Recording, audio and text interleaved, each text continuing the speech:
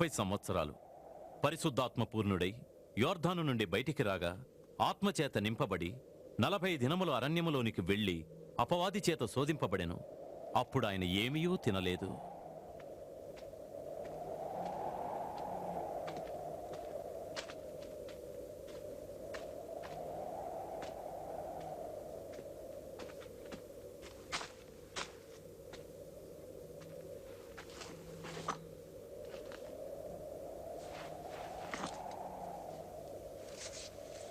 అప్పుడు అపవాది ఆయనతో ఇలా అన్నాడు, నీవు దేవుని కుమారుడవైతే ఈ రాయిని రొట్టెగా మార్చగలవేమో చూద్దాం.